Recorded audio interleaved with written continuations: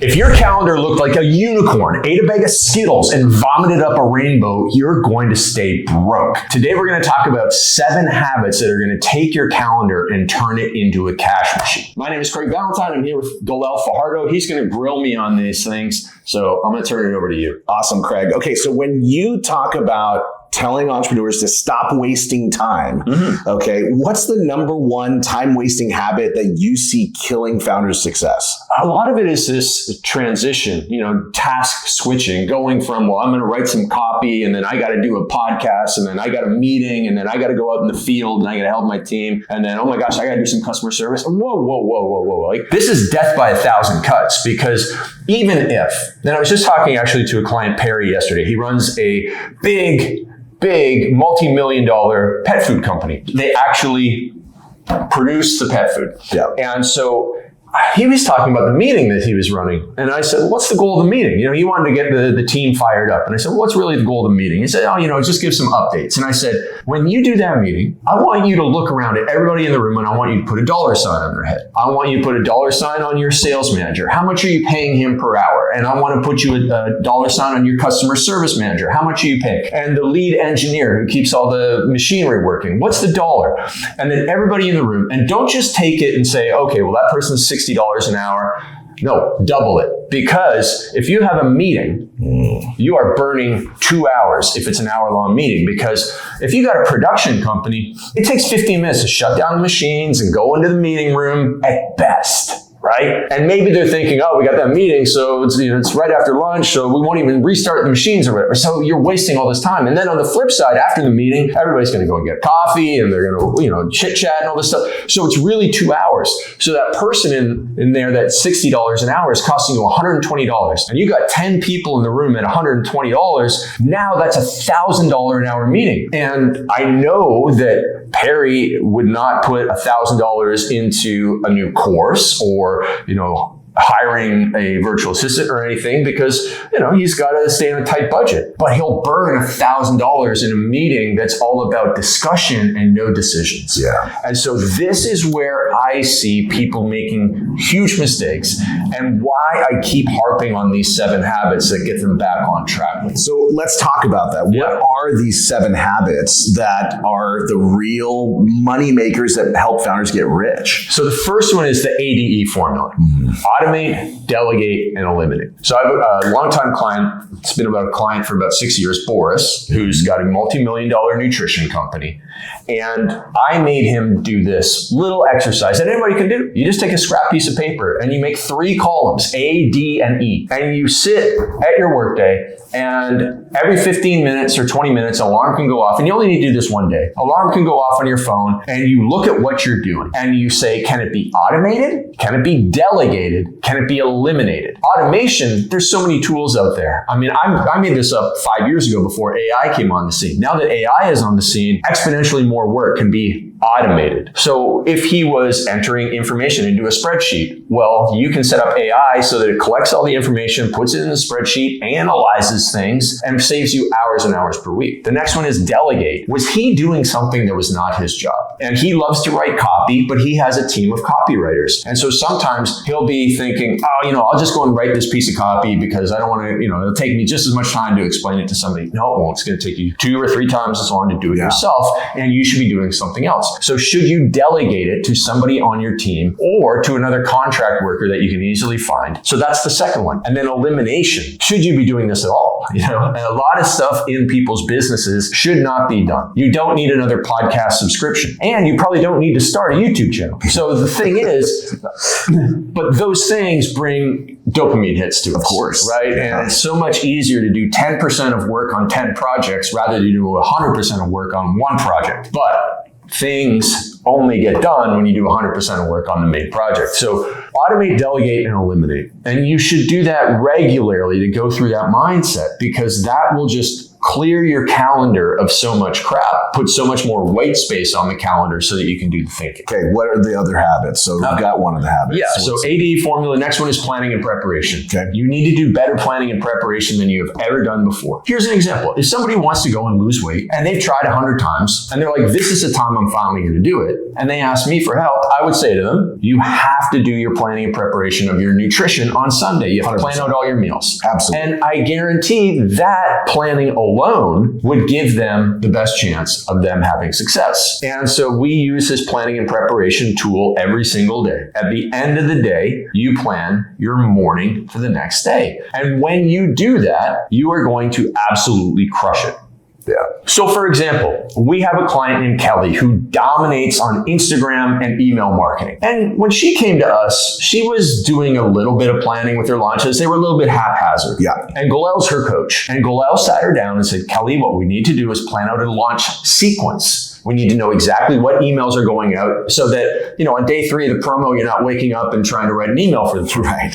And so we set that up. We systematized her sales and marketing, and she has doubled her revenue, and her profit margin is huge, all because we found what worked in her business and did better planning and preparation to exploit that opportunity. And so most people, they go through the days, they're waking up in the morning, they're not sure what to do, they're making their to-do list after they've been up for an hour. Yeah. And that approach is so amateur. You have to turn pro and do that planning and preparation. Because if you think about it, everything that you love and appreciate in terms of entertainment, from a football game to a play, to a movie, to a song, to a concert, none of these pros are getting up there and saying, well, what are you doing? Right.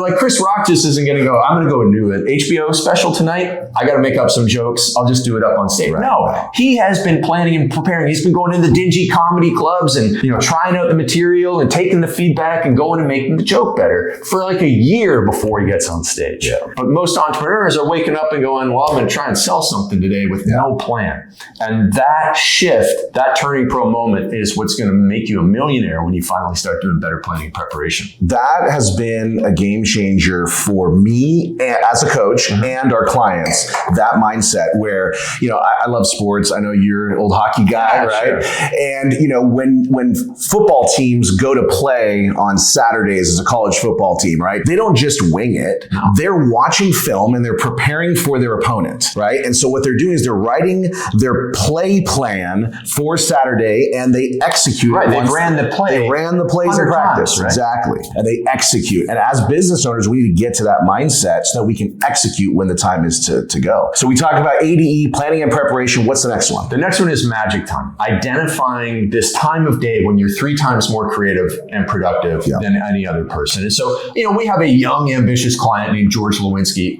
Awesome guy. Great guy. And he has done a remarkable job of identifying when he can be super productive, blocking that time off. And, as a young guy, there's lots of distractions, but he blocks that time off to do the major work in his business. And he's getting the work done of 3 people in that time. And so everybody watching this, what you need to do is sit back and think, what's the time of day when I'm most focused? Yeah. And then avoid this mistake, because this is what most beginners do who stay broke, is that they know when they should be working on a major project, but they allow a meeting to be scheduled in that time. They take emails during that time. They'll be doing customer service and they'll respond to things that are quote unquote emergencies. But unless you're running an actual emergency room, you do not have emergencies in your business, right? And if somebody's bleeding in your business, you're not the person to go to because you're not a doctor. You send them to the actual emergency room. Yes. So if something comes in that seems important, it can wait, especially in the morning, because those things that got sent to you overnight, they've been sitting there for 5 hours. They can sit there for 6 and 7 hours while you work in your magic time before you get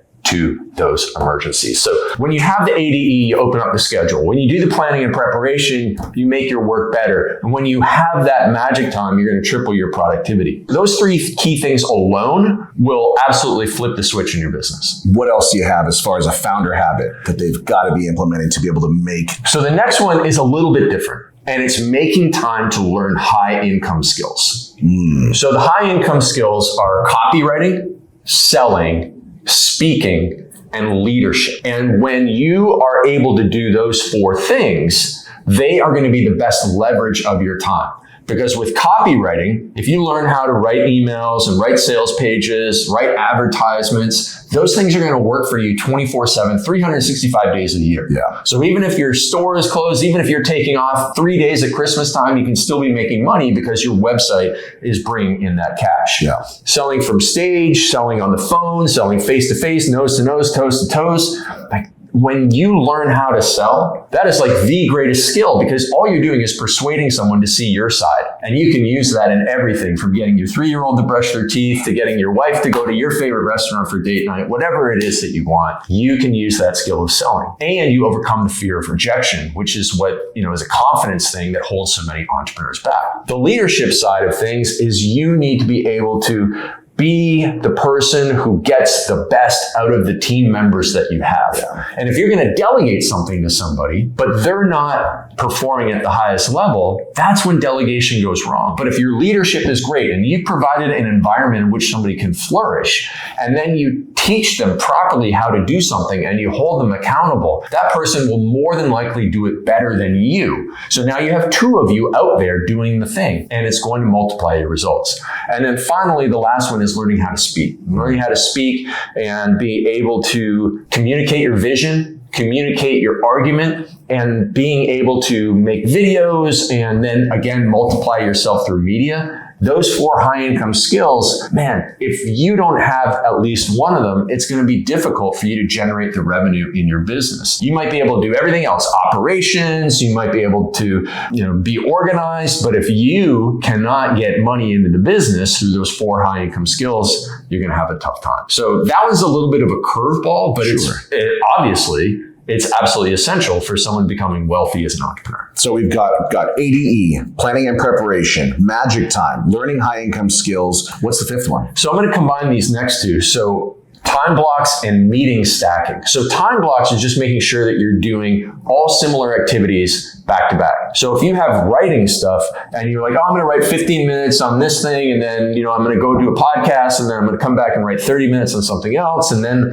I'm going to do a leadership meeting, and then I'm going to do 30 minutes on writing advertisements, that's just wasted time. That's a death by 1,000 cuts that I talked about, because there's that transition time that's lost in each one. So you want to block all your writing. When I was a young broke personal trainer and I was trying to build my online business, at first I had to only write 20 minutes a day, because I had to go, and my first client was at 6 o'clock, and I got home from the gym at about 4 o'clock, and I was exhausted. So I had to write at 5 o'clock in the morning for 20 minutes, basically. Eventually, as that started to make money for me, I was able to cut back on my gym time. And I remember the first day that I had 4 hours on a Thursday devoted entirely to writing. And it blew my mind how much work I got done. Yeah. So you are much better off having a 3-hour writing block than 1 hour on 3 different days, because it takes time for you to get into it. It takes time away from you when you're transitioning out of those hour blocks. And so that is key. And then one little bonus thing on that is, if you run a bunch of meetings, don't spread your meetings out over the week. Stack them as much as you can, but also be ruthless with them. Do you need to have the meeting? Yeah. Can the meeting be replaced by an email or a Loom video? Does a meeting need to be 60 minutes, or can it be 40 minutes? Can it be 20 minutes instead of 30? Don't just schedule an hour-long meeting because everybody's calendar blocks are an hour long. It's just a waste of time. And so if you're ruthless with your meetings, if you stack your meetings, if you time block your activities, all of a sudden your calendar is going to go from that,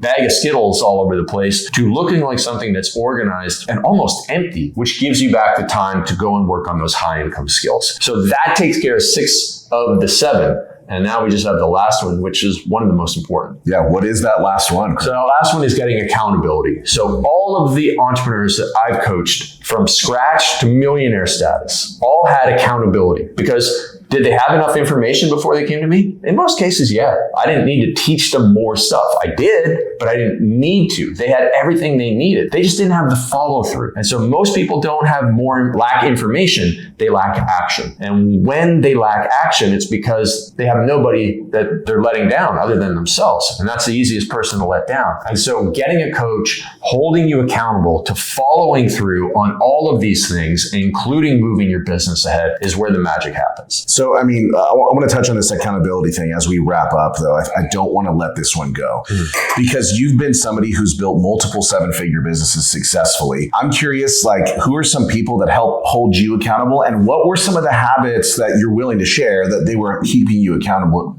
for? Yeah, sure. So, I mean, Bedros Keuilian probably held me accountable the most and the longest, and through quite a few things. And it was just a lot of it was interpersonal stuff. How relating with people at events. Pushing me to improve my skills as a speaker, as a coach, and just to push myself in getting more content out there. So there's him. There's Sharran Srivatsaa, Jason Capital, Dan Martell. I mean, I could go on and on and on. There's people that I actually are held accountable to via messaging. And then there's people who, like, I had this weird dream the other night that Ed Milet was disappointed in me. And I can't figure out what he was disappointed about me in. But I mean, I haven't talked to the guy in like 9 months, but I feel accountability to Ed because I look up to him and I find him very motivational and inspirational what he's done and what he works through. And so I even have those types of virtual mentors that I don't want to let down, and they hold me accountable. So anybody watching this, you can use what Napoleon Hill talked about in Think and Grow Rich. He talked about the power of the mastermind in your head, and everybody he listed in his mastermind was dead.